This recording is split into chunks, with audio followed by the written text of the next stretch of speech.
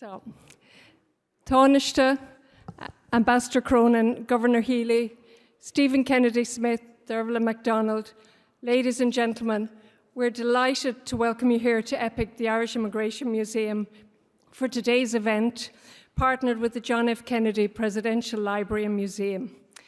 It's testament to Kennedy's legacy that you've taken time from your very busy schedules to be here with us. My name is Eilish Carew. I'm the CEO of EPIC.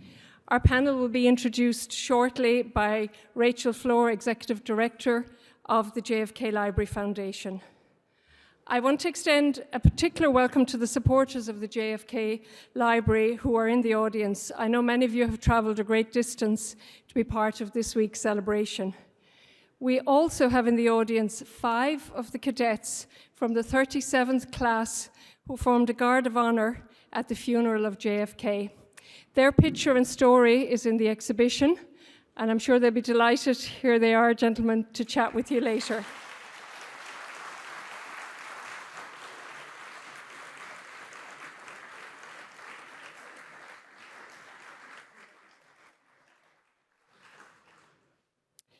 It's striking to think that Kennedy's motorcade would have passed just a few hundred meters from this building on his arrival in Ireland 60 years ago. On nearby O'Connell Street alone, up to 80,000 people turned out to cheer the first serving US president to visit this country. And you can see so clearly in the footage from those 4 days the emotion it provoked, this coming home of the great-grandson of Irish famine immigrants. This summer, EPIC is proud to be home to a new exhibition on Kennedy's trip, which looks at Kennedy's relationship to Ireland and the cultural and political significance of his time here. If you haven't already had a chance to do so, we invite you to step into the Liffey Corner area beside us to take in the remarkable images and stories from those 4 days in 1963. I want to thank the Department of Foreign Affairs and the JFK Presidential Library and Museum for their support in bringing this exhibition here to fruition.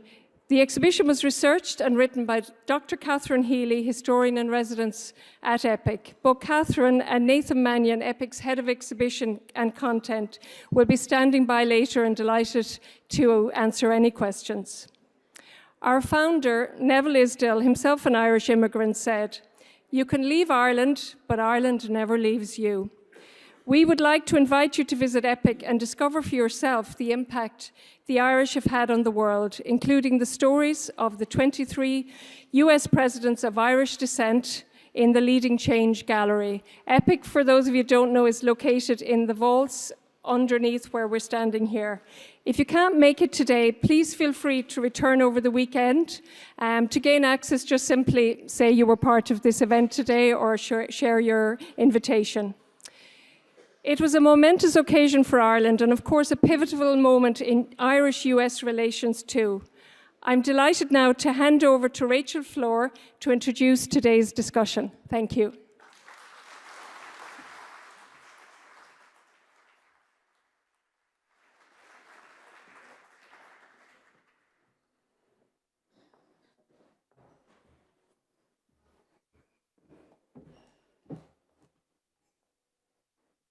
Thank you, Eilish, and welcome everyone. We are so thrilled to be here at this incredible museum in the most welcoming city in the world, especially to anyone with the slightest connection to President Kennedy. If you don't stop being so nice, we just may never leave. Before we start, I want to say a special thank you to our American friends for making the trip. You know you have a very special community of board members and supporters when they show up in so many meaningful ways, even on another continent. And I want to thank our friends here in Ireland. We are incredibly grateful to our partners, the EPIC Museum, the Irish Department of Foreign Affairs, and the US Embassy in Dublin for helping to bring this history to life for a new generation. I'd like to acknowledge the sponsors of this event, Bank of America, the Blanche and Irving Laurie Foundation, and WTC Dublin for their generous support. And we are truly grateful for our distinguished panelists for joining us today. I'll be introducing them in just a bit. We are here today not only to celebrate the history of President Kennedy's visit, which you'll hear about from our panelists, but also to explore how that trip and its legacy can inform current and future challenges. It is only fitting then that the exhibit here is populated with digitized archival holdings from the John F. Kennedy Presidential Library and Museum in Boston. President Kennedy was always looking ahead to new frontiers, whether that be in his decision to land on the moon, to his vision for a more just and peaceful world. As it turns out, he was also incredibly prescient about how we would store and share information. In a foreshadowing of today's digital universe, President Kennedy held a 1961 press conference in which he was asked if he would consider establishing his presidential library in Washington, D.C. The president, ever a hometown boy, responded yes, he'd considered it, and no, his library will be in Boston. After getting a nice laugh from the crowd, he went on to explain that he believed it would not matter where the library was located because, and I quote, "Through scientific means of reproduction, we will find it possible to reproduce the key documents so that they will be commonly available." Of course, President Kennedy did not live to realize his vision for his presidential library, nor did he live to make good on his promise to the people of Ireland to return in the springtime. But you have to believe that he would have been pleased to know that the archives from his library in Boston have indeed been scientifically reproduced and are on display here in Dublin to inspire new generations to strive to make a difference in the world, just as President Kennedy asked us to do 60 years ago. And now it is my great honor to introduce our distinguished panelists. It means so much to us to have Micheál Martin, Tánaiste, Minister of Foreign Affairs and Minister for Defence of Ireland here with us today. We had the pleasure of welcoming the Tánaiste to the Kennedy Library this spring, and he enlightened us all in the most interesting way with his deep knowledge of history and evolving relationship between the US and Ireland. Now, it's a slippery slope to put words into President Kennedy's mouth, and here I've already done it once today, but I think he would be incredibly proud to have his beloved state of Massachusetts represented so strongly here on this panel by two women whose public service I deeply admire. We are thrilled today to have Claire Cronin, U.S. Ambassador to Ireland, who is the first woman to serve as Majority Leader in the Massachusetts Legislature and is the third woman to serve at this posting in Dublin. A Brockton, Massachusetts native, Ambassador Cronin's Irish immigrant family actually campaigned for President Kennedy, so she is personally connected to his legacy in more ways than one. It is also a great honor to be joined by Maura Healey, 73rd Governor of Massachusetts, the first woman and first openly LGBTQ person elected governor of in Massachusetts history. Governor Healey, the descendant of Irish immigrants herself, is here on her first international trip as governor.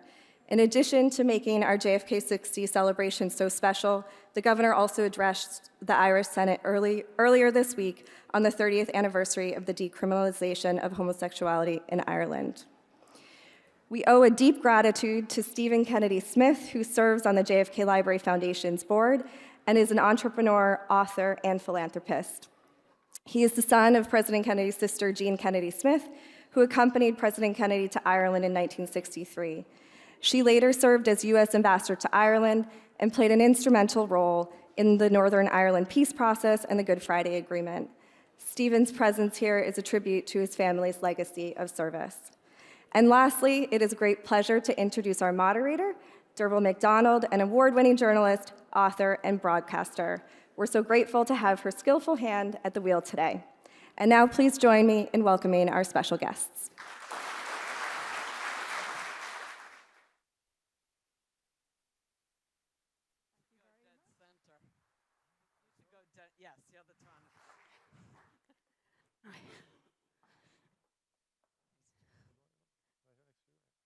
You've helpfully put your name on the seat, Tánaiste, just in case. We do have names. Just in case we forget. Good afternoon, everyone. It's an absolute pleasure to be here with you today to mark the 60th anniversary of President Kennedy's visit and to reflect on the political, social and economic legacy of that historic visit. As you heard in 1961, President Kennedy challenged his country to put the man on the moon within a decade. But I wonder, as he left these shores just a short 2 years later, could he have imagined the stratospheric changes in the fortunes of his ancestral homeland here in Ireland? Cast our mind back to 1963. I wasn't born. The Taoiseach, I think you were 3. 3 years of age. Just saying. But it was a momentous year in Ireland. The Irish press dubbed it a year of sensations. It was home to the tragic tenement collapses on Fenian and Bolton Streets here in Dublin city centre. The Adelphi Cinema had to handle the Beatlemania riots all around the city, and there were vast, vast numbers of people emigrating, something that was picked up by President Kennedy during his visit. I think it was in Cork where he said, "Most countries send out oil or iron, steel or gold, or some other crop, but Ireland has had only one export, and that is its people." And look at us now. Once we were a poor country on the periphery of Europe, benefiting from large financial transfers, exporting our people. Now we are a net contributor, one of the richest countries in the OECD. And we are the gateway to Ireland for Europe, for many US companies and others. Once families here, and many families will perhaps have a memory of this, relied on remittances back home from loved ones in the US.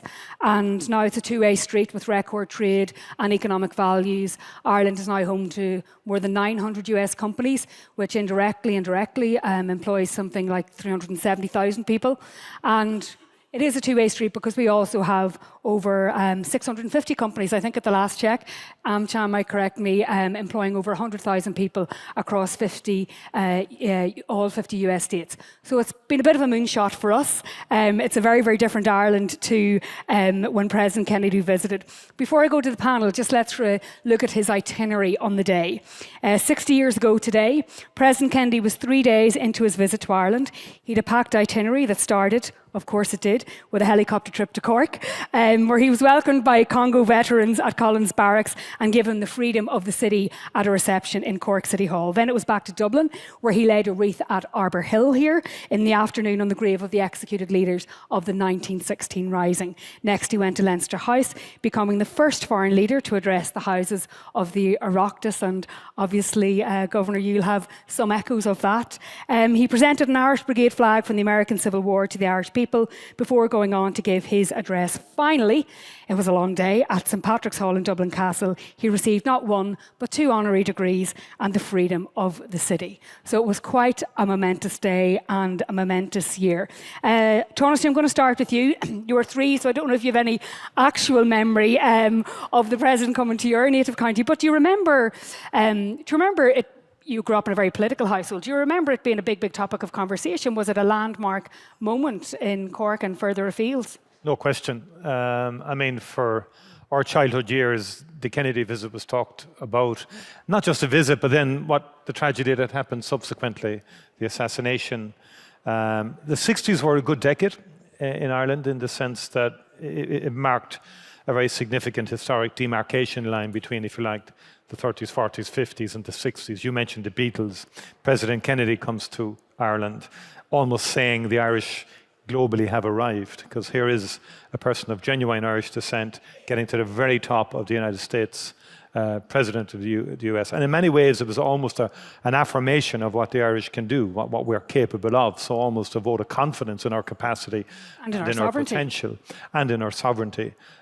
So I hear the stories, my late father telling us about the visits. I mean, the Lord Mayor was Labour Party councillor Sean Casey, and because he happened to be the Lord Mayor, he's a very good man, a very decent man, his name stayed in the memory for many years afterwards. The photographs in Cork, if you go to Fitzgerald Menswear in Cork, it's up there on the walls, because I don't want to give any plugs, but every time you see the Kennedy visit in the motorcade, because they took a snap, obviously, and there's all of these iconic photographs, and so much so when I became Lord Mayor myself in 1992, Jean Kennedy Smith had just been appointed ambassador, and my wife got the brainchild, let's invite, even though she hadn't been formally ratified, let's invite her down to unveil photographs in the Lord Mayor's office of his visit to the city. And she took up the invitation and she came, and it was the most memorable night.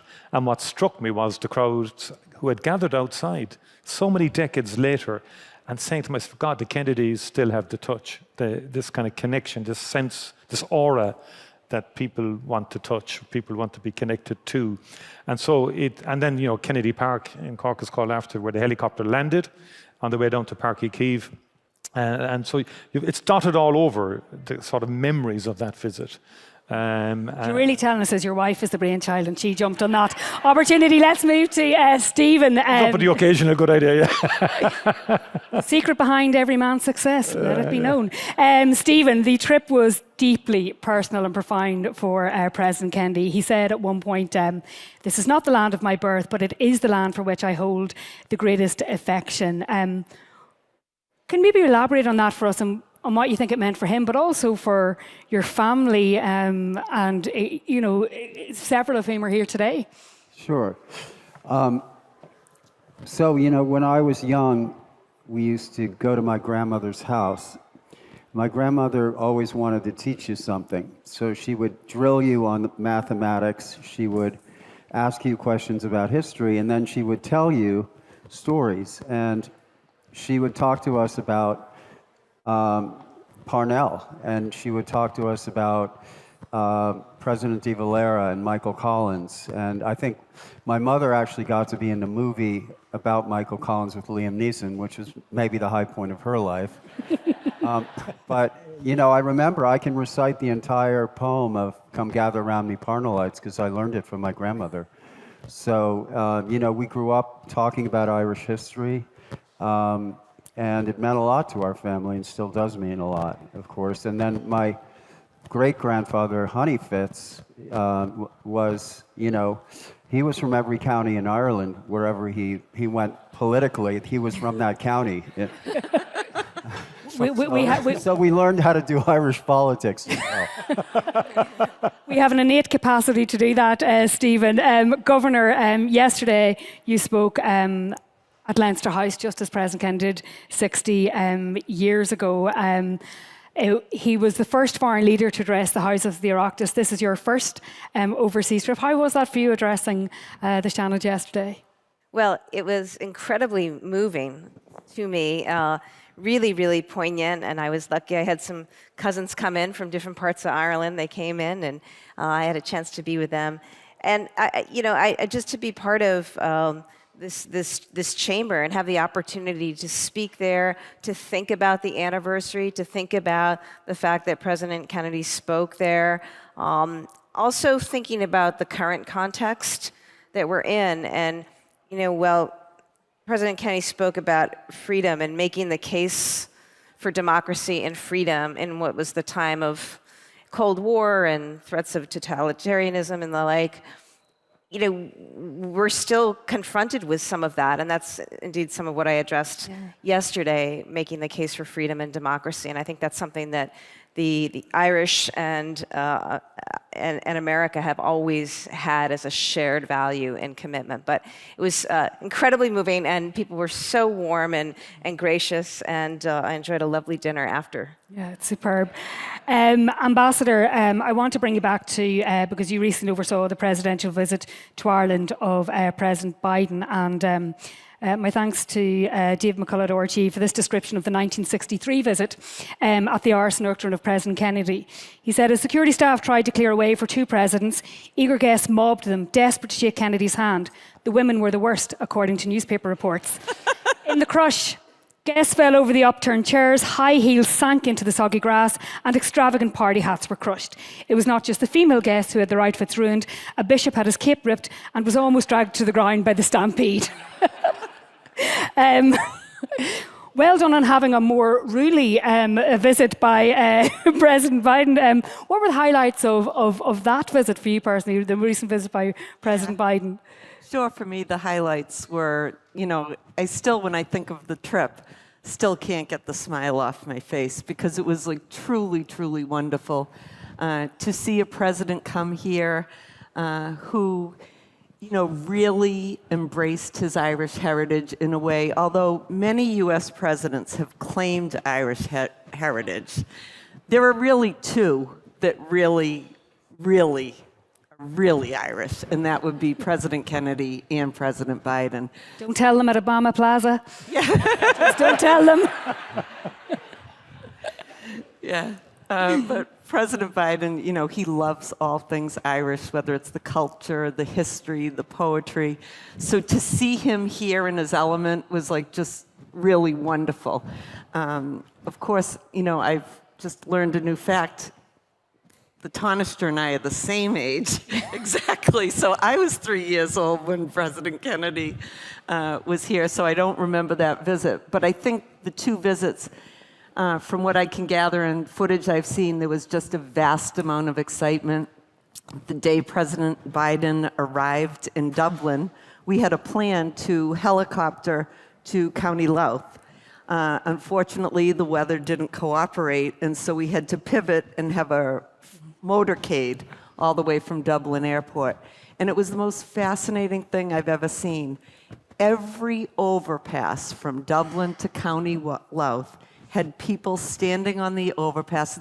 Now, the TV cameras may not have even seen this. All the access roads to the motorway were blocked, but people were out of their cars, standing, cheering in the pouring rain, no less. And for me, the highlight was knowing that if this was happening on Wednesday out on the motorway, we didn't have to worry about getting a crowd for the speech on Friday night, which is always a worry. You want to make sure everyone comes out. But That fascinating image of the cathedral in Westport flashing all over the world, it was just amazing. Tánaiste, you know, some might argue that perhaps President Biden's visit was that high point of the old America, the Kennedy line, you know, all through to Biden. But how do you think that visit went, and how do you think the relationship has evolved since President Kennedy's time when it was a very different Ireland? It has evolved incredibly because, of course, I mentioned the 60s being a pivotal decade. It's also the decade when Ireland's opening up, when Sean Lemass is saying we're no longer inward, we're outward. He's already looking to join the European Union. He's looking at an export-oriented economy. And they probably, Lemass and John F. Kennedy at the time, in their wildest dreams, didn't probably anticipate the Ireland that was to come in terms of a country embedded in the multilateral framework, in a free trade environment, exporting all over the world, and having this enormously strong relationship with the United States in terms of multinational companies based here and Irish companies based in the United States. So it's been, and then you move right forward to President Biden, and although you use the phrase old kind of America, whatever. Old Irish America. The Biden administration actually reflects a very modern, very modern sort of political outlook, both in terms of the Irish-American relationship, as manifested in the whole management and navigating of Brexit, the protocol, the defence of the Good Friday Agreement, right through to the work we're doing now with Samantha Power in terms of US aid, in terms of food insecurity in Mali and in Africa. And we did something similar with Hillary Clinton over a decade ago. And so it's on many strands, the relationship. And clearly, the Kennedy visit, the John F. Kennedy visit was the starting point for decade-long development and expansion of that relationship, which is quite sophisticated today. To such an extent, you know, Americans would take our counsel on a number of issues in Europe, and indeed to President Biden's visit, which was a really success because of his enthusiasm. And what was very interesting at the end of the visit, the warmth of the Irish people. I mean, the aftertaste of the visit was very, very warm. I met people all over the country who said, that went really well, didn't it? And he really seemed to love it. And he did, by the way. I mean, he's a politician.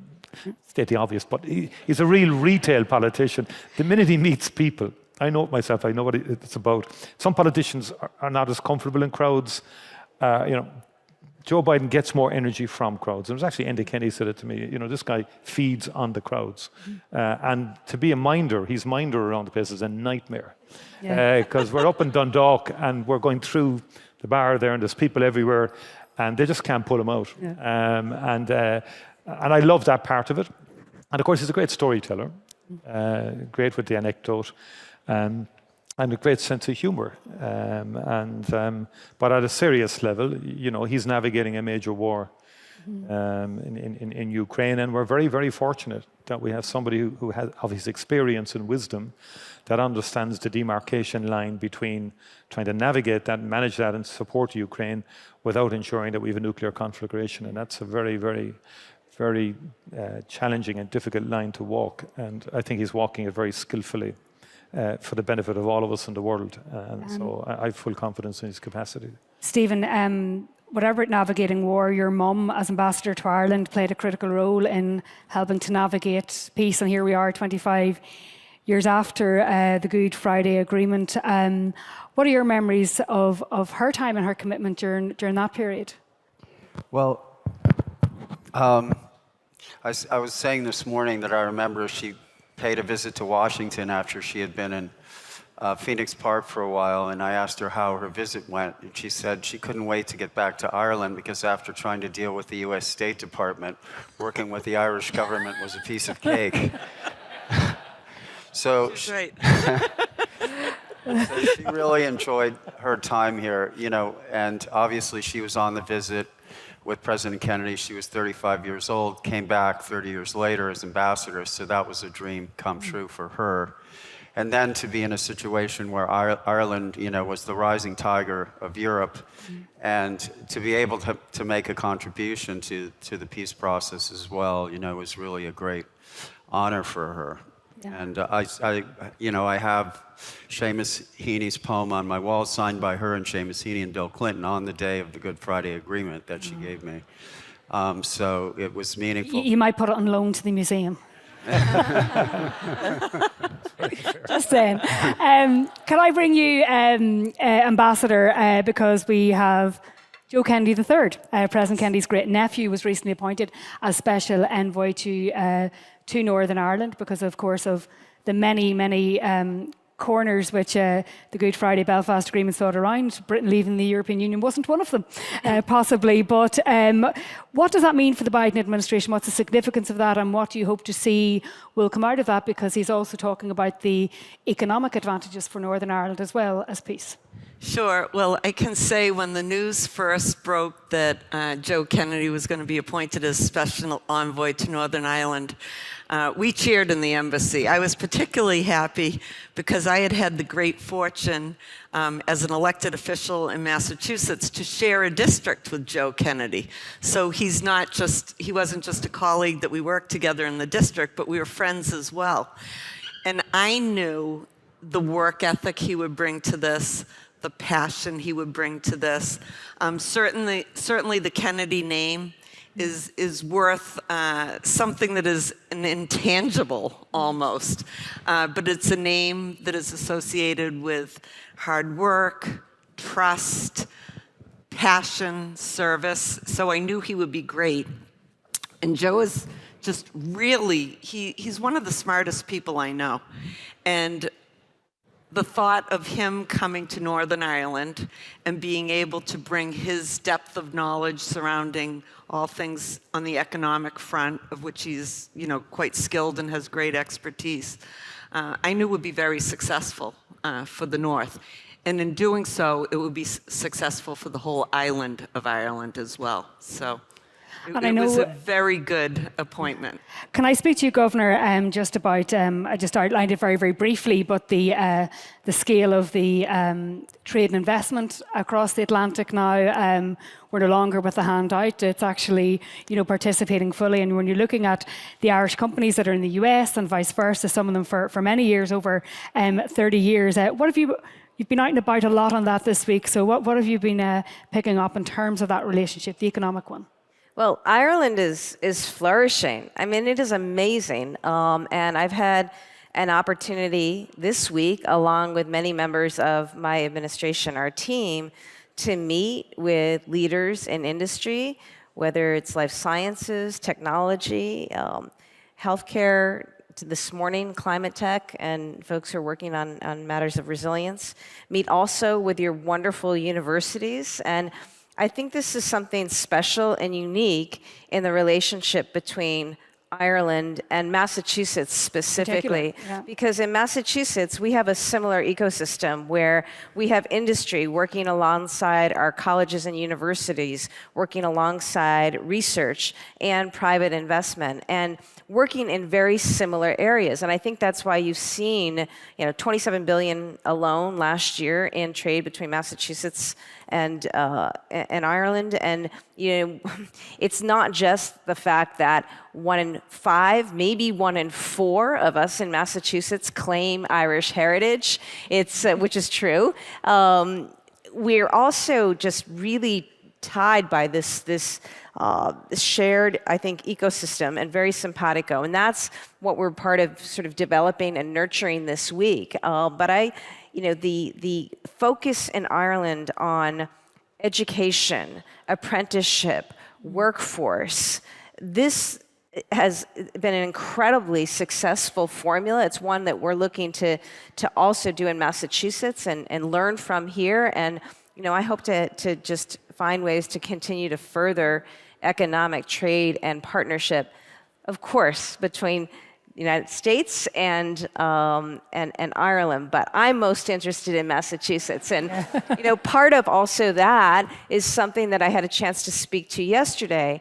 And in this moment, where there are some states in the United States that are going backwards on equality, that are taking away reproductive freedom, access to health care, denigrating our immigrant communities, taking away LGBTQ plus freedoms and protections. Massachusetts is standing very strong and making sure we're clear that we will be a welcoming place, an inclusive place that frankly makes for a better quality of life. And it's interesting because the parallels between Ireland and Massachusetts could not be more direct in that regard. I know, it's sort of ironic. Good job.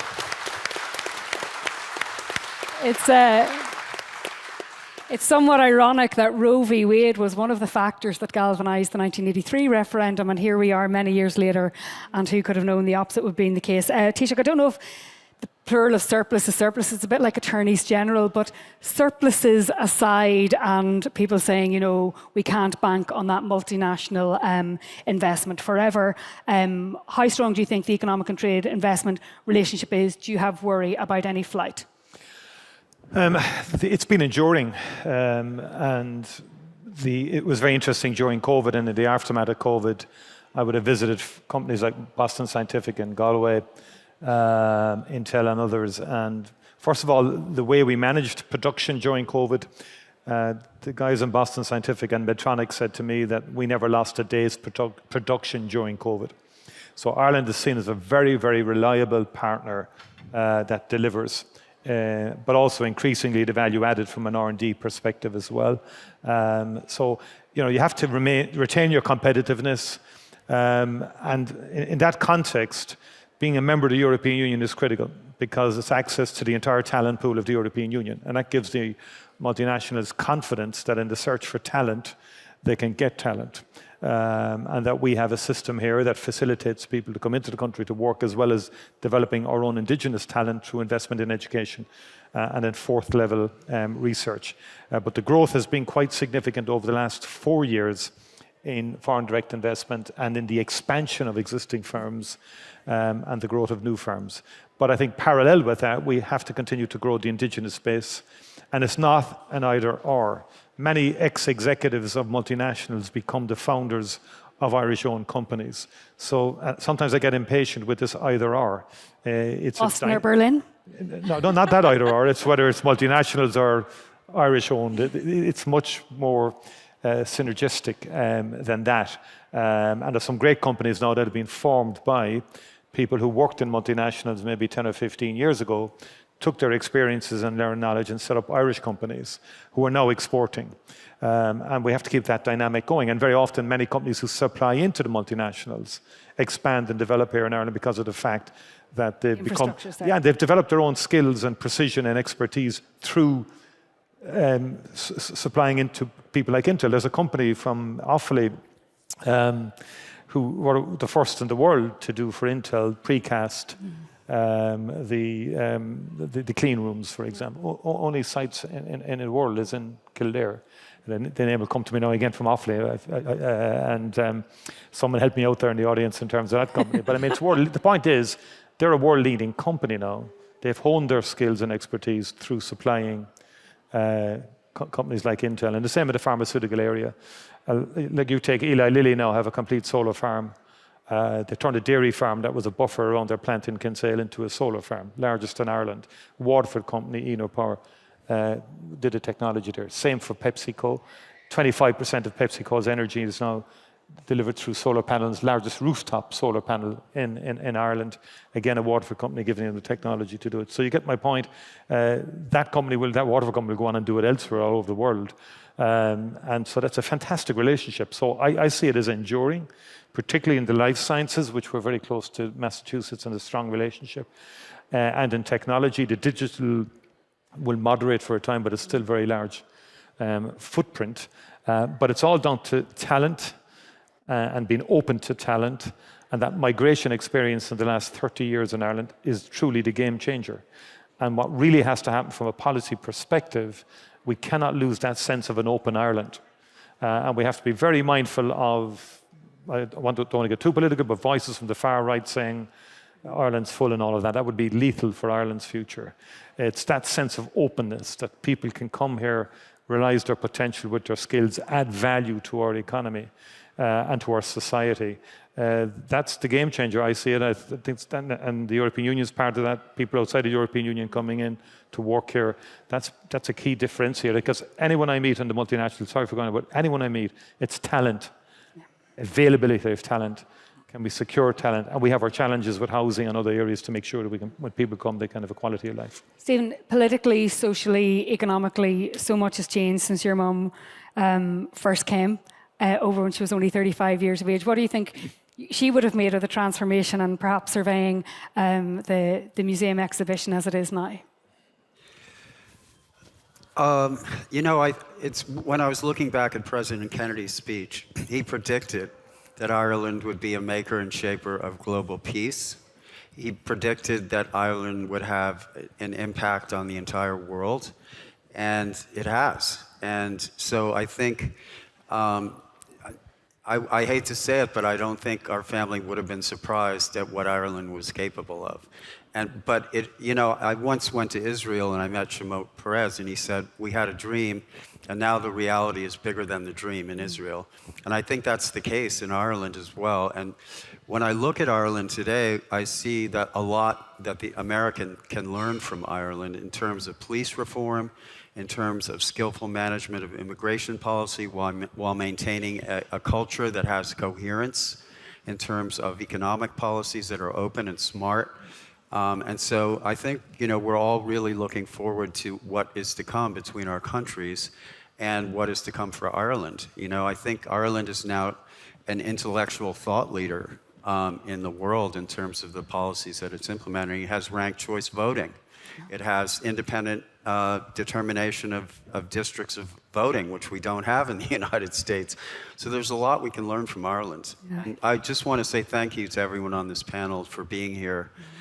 On behalf of our family, it means so much, as well as to the members of the Guard that were at my uncle's funeral in 1960. And I can say that my mother and I used to sit and watch you, the film of you drill together. So it's just a particular deep honor for me to be here with you today. Well, actually, Stephen, as you say, one of the standout stories, there are many, but one of the standout stories from President Kennedy's visit was the story of those young cadets at Dearbhail who so impressed the President with their Guard of Honour that he requested that footage of the drill to be sent to the White House. And tragically, when the President was killed, just a few short months later, the First Lady requested that those young cadets travel to Washington to provide a Guard of Honour at the President's graveside.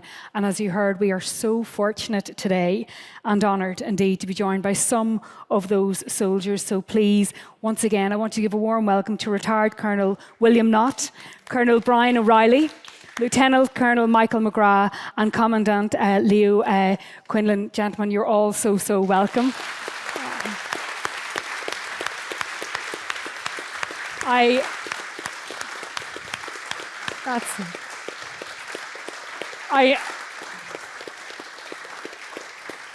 I know that the Tánaiste has a busy schedule this afternoon, but if you...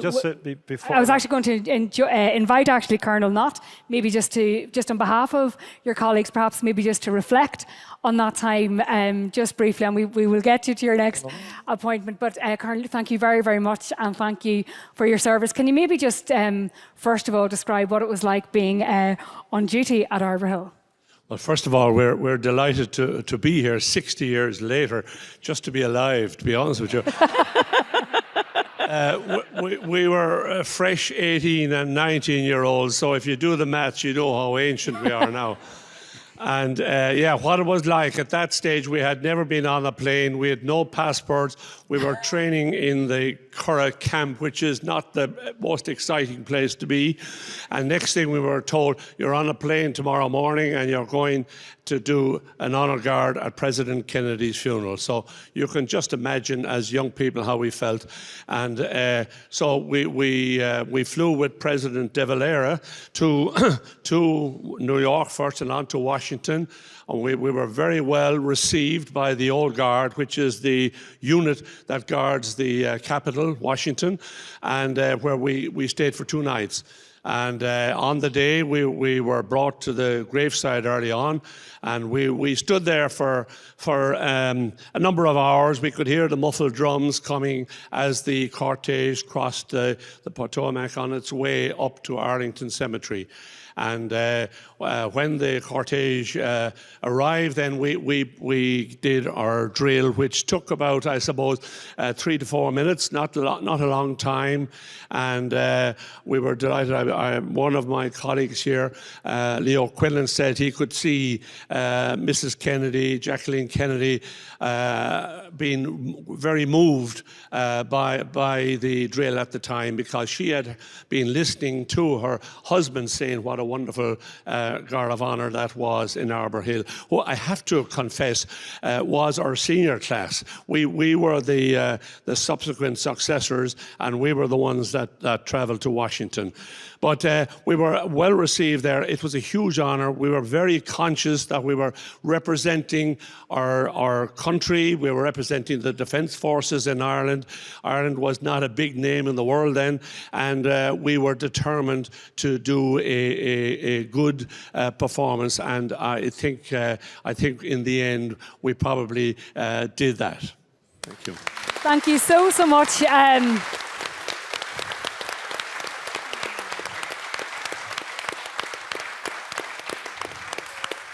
William, Brian, Michael and Leo, what incredible ambassadors then as now. Thank you so much for that.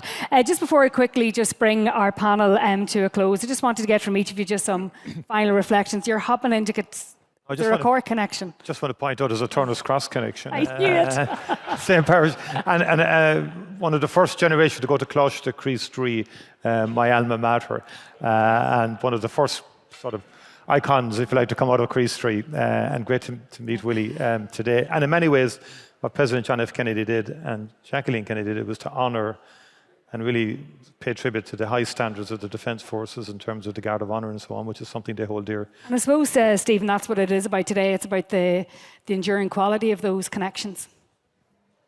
You know, for President Kennedy and for your family, but also just for the country. What do you think will be the lasting impact of his legacy and his visit here? All I can tell you is that I saw my cousin Joe about a week ago. We were talking about you, Tánaiste, actually. And it was at a conference on investment. And my cousin Carrie has this conference where she brings together pension funds and tries to get them to make responsible investments. So I went over to say hello to Joe, and Joe said, I don't have time to talk to you because Carrie gave me 10 minutes to get these pension funds to invest in Ireland.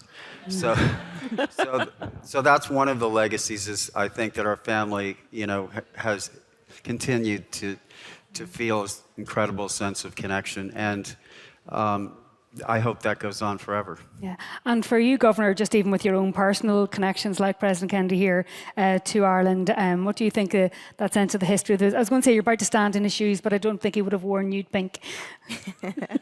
Well, you know, it was pretty remarkable to me to be here this week and to be there yesterday too. When I think about my first trip to Ireland so many years ago in the 90s to see my cousins in Ballinasloe, and then to have them at Leinster House yesterday to listen to me speak, and that I was able to get elected is just incredible to me. And you know, I just am leaving here just fueled with the warmth and the generosity of spirit of the Irish people. Also, sort of having borne witness the last 30 years of my life in visits to Ireland, just like the change here. And I mean, the roots and the foundation of goodwill and looking after others and, you know, respecting one another and just the decency, the fundamental decency of the Irish people, that's of course unchanged. To see what's happened in terms of development, in terms of the economic engine and growth and opportunity, all the while not foreclosing opportunity for others, is really inspiring and something I take back with me. And you know, I'm glad we're just a 5-hour flight and in a 5-hour time zone, and so it makes for a lot of natural connection that we're going to want to really further in Massachusetts here. So I thank you, and I thank the library, which holds a special place in the hearts of those of us in Massachusetts. It's a place where anybody who comes and visits us in Massachusetts, we always send them to the Kennedy Library, and that's a wonderful, wonderful thing. And we thank the members of the Kennedy family who have worked to continue on and building upon the legacy of JFK. And Ambassador, is the current custodian of that very special relationship between Ireland and the US. What do you think President Kennedy's legacy has been? Yeah, well, first and foremost, I think that President Kennedy really inspired a whole generation of leaders. If you grew up in Massachusetts, you had a picture of President Kennedy on your wall and the Pope next to him, and that is no joke. But he inspired, I believe, a whole nation in what we could be. And, you know, even, you know, his idea that he was going to put a man on the moon. That was unheard of at that time. But he said it, and he believed it, and it was done shortly after. And I think you will see, you know, some similarities. We had talked about the 2 presidential visits, and, you know, President Biden has now, you know, he is investing in the cancer moonshot to cure cancer.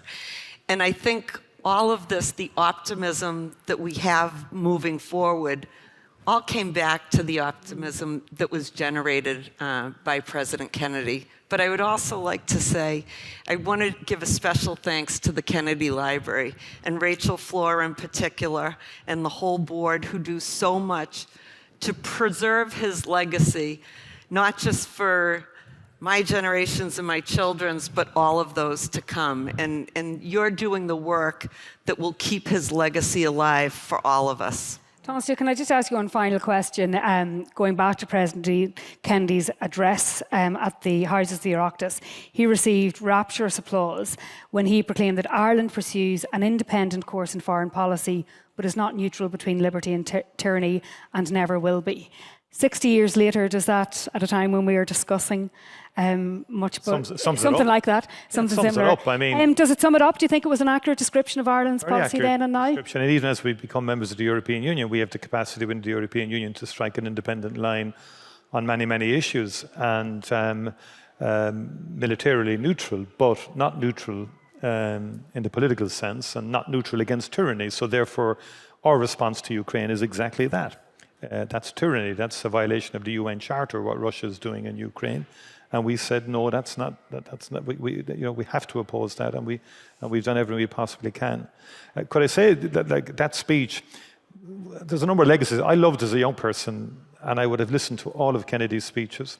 I just loved the cadence, the content, the substance, and it's around the art of the speech, which I think the Kennedys perfected. Robert Kennedy, likewise. If you read the biographies of Robert Kennedy and Ted Kennedy, and I know the departments I work with now and so on, and I know in foreign affairs and defense, that's still a culture. And I, in any public department I've worked in, I've said, look, you need to develop the capacity of working on the speech, not just as a work of art in itself, but as a means of communication of the lofty, noble ideals. Mm-hmm. And Kennedy did that, not just in that moonshot speech. And it's something I worry about in modern democracy. GPT. You're into online, you're into short-termism and so on like that.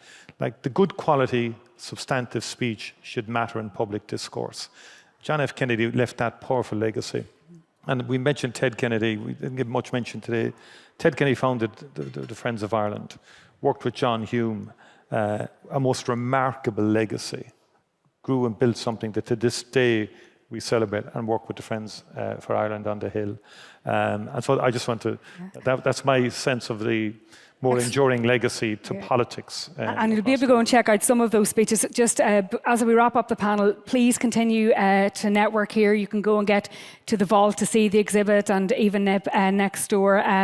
It's been wonderful to be with you this afternoon. Just on your behalf, I want to once again thank our young cadets and also to thank Stephen Kennedy-Smith, to Governor Healey, Ambassador Cronin and to the Tánaiste. Thank you for your time and we hope you enjoy the exhibition. You're welcome. Thank you. Thanks, everyone. Hope I didn't talk too much. Yes.